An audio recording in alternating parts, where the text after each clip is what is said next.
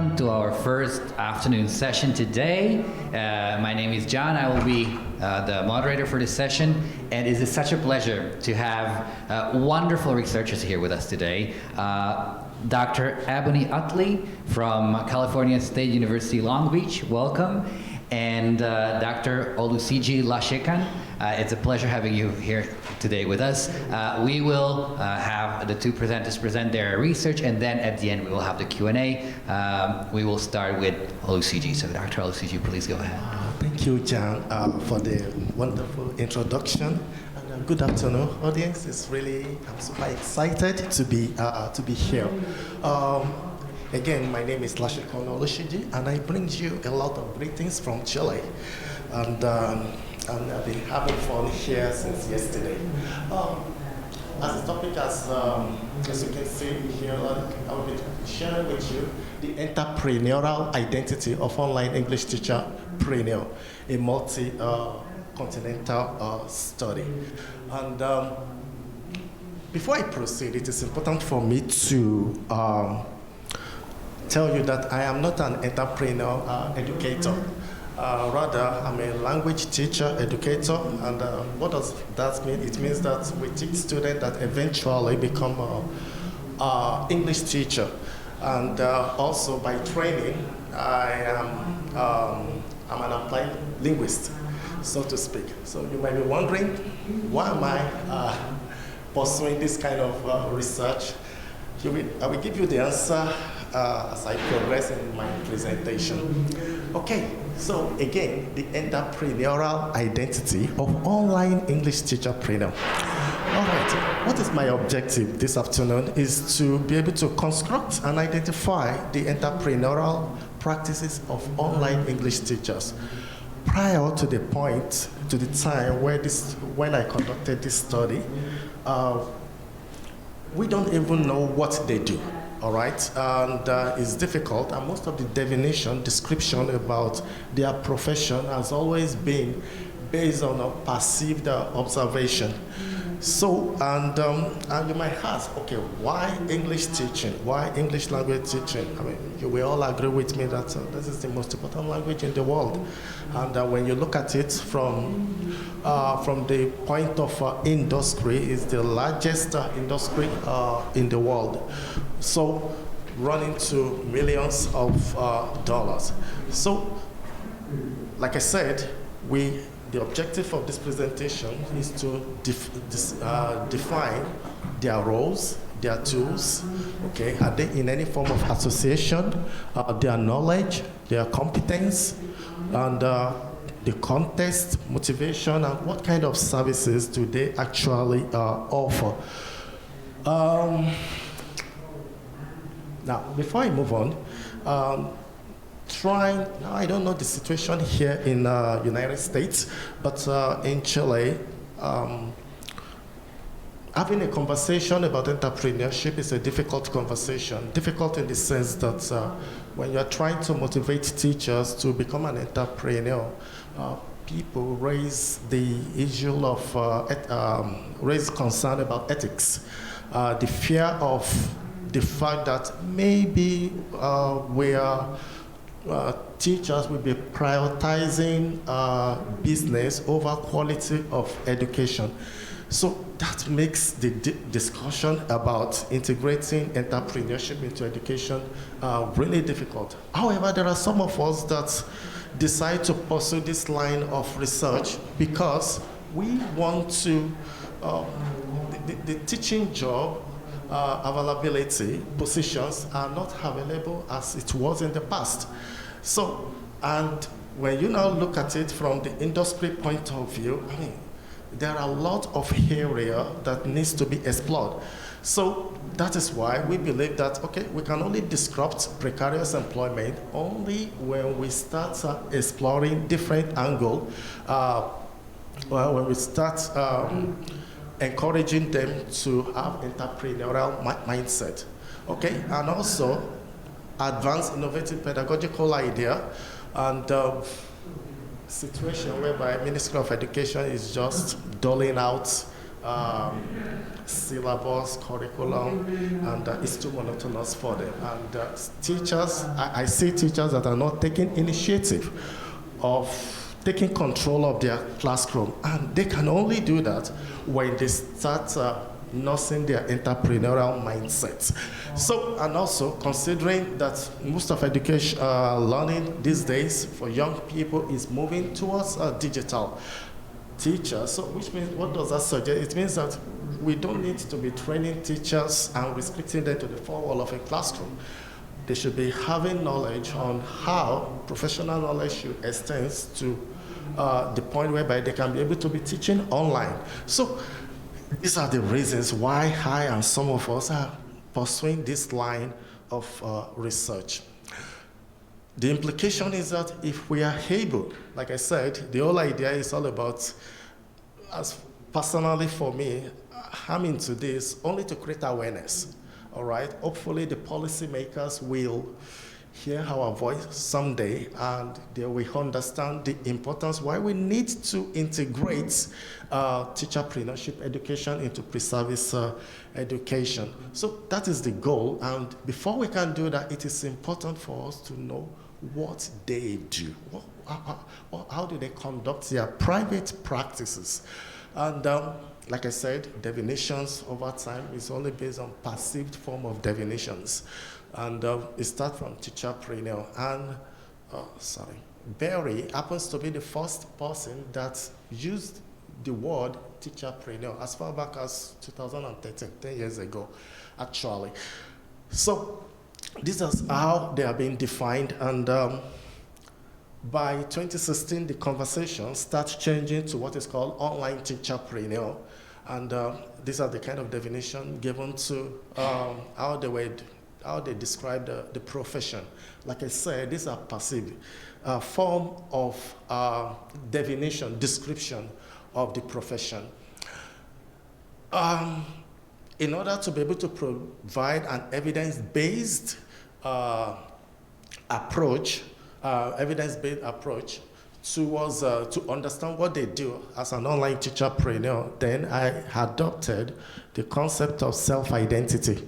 So self-identity, self-construction in a professional role, for example, context, okay, to what extent that their environment influence what they do, competency, what are their competencies that they're supposed to have in order to do their job, philosophy, to what extent does that speak to their goal, attitude, and ethics, association, do they have a group of association, does it really affect their,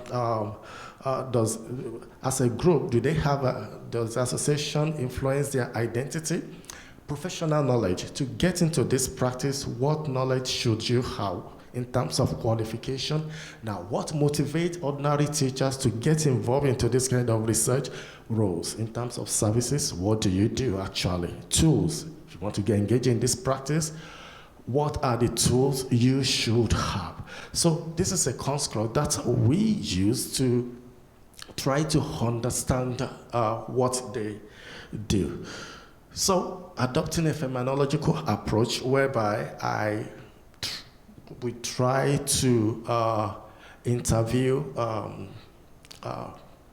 what do you call them now? Participants from different continents. And the reason why we consider different continents is to see that maybe we can, to an extent, we can have a global generalization of what online teacherpreneurship is all about. And these are our participants, these are their profiles. So we have a participant from North America, South America, Europe, Africa, and Asia. The year that they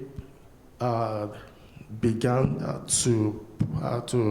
the year they began their private practice there.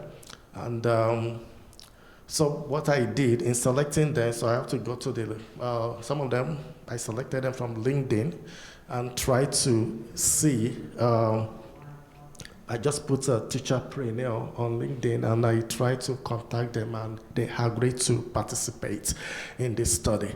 So it's a lengthy interview and yeah, This is what they share with me, and try to construct in form of a framework.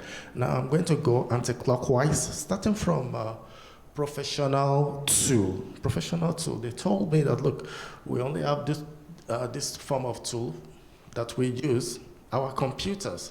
Okay, the computers for the virtual teaching that they do, and also social media. Social media. They make use of social media for marketing and a professional role. Like now, this is very important in terms of professional role. Their role is divided into teaching and non-teaching role. Under teaching role, typical English teachers that teach English for general purpose, English for specific purpose. And under this teaching, they also have them also participate in what is called language coaching. So the idea is that they don't teach English. Actually, what they do is that they adopt a social neuro cognitive aspect of second language learning, whereby they help students to learn the language, not actually teach any form of teach them how to speak or how to learn the language. Association, I was told that they don't have an association, but sub-teaching role, like Association of English Teachers, they participate in that. Professional knowledge, okay, just like academic teaching license, and for example, as long as you are a native speaker of English, all you need is just certification. Professional competencies, it can be technical, transferable competencies. As far as transferable competencies is concerned, they are just personality, good personality that an individual should have. With respect to technical, they claim that it's important to know how to do content creation competence. And professional goal, attitude, and ethics. With respect to goal, they believe that the future is into language coaching. And with respect to attitude, they argue that profitability require a lot of patience, and with respect to ethics, they talks about reputation and try to always prioritize quality education over money making, so to speak. So I probe it, like I said, motivation, precarious employment, teacher burnout, innovation. This has been established in the literature on why they engage in this practice. Now, they have different kind. I probe it further to see whether we have types of entrepreneur. We have in-service, social online, and private online. In-service, like for example, here in the United States itself, there are some schools that are already promoting teacherpreneur. So what they do is that experienced teachers are given a kind of a break, maybe 1 year break, so that they give them a grant so that they can develop an idea that will contribute to their professional development and help the school as a whole.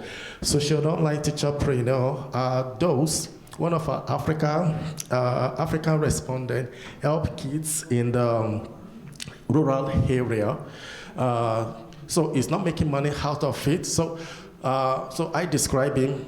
I just have to put a label on what they do. So I call him social online English teacherpreneur. And private online English teacherpreneur are those that are, typical one that look for students on Instagram and also with companies, recruitment companies, and they teach. Once they meet their clients, they pay them through the company.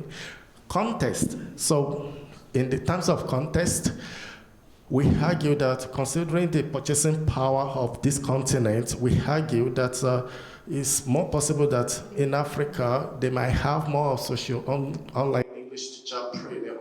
And with respect to mentoring services, which is non-instructional, I argue that, one of the participants told me that, look, teachers to teachers, they don't see themselves as collaborator rather than from the position of a buyer or a seller. So, for example, teachers don't want to pay another teacher.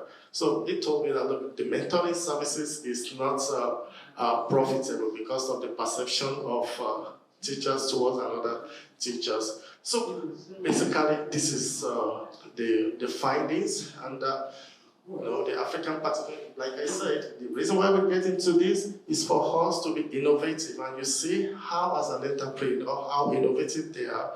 The African participant was nominated for one of the world top educators, I think sometime 2 years ago, because of his private initiative. So European respondent helped others to do teacherpreneur. And so basically that is all the findings. So future research work, this is what I'm doing. I'm trying to see whether we can look at this across different disciplines. So that is all. Thank you.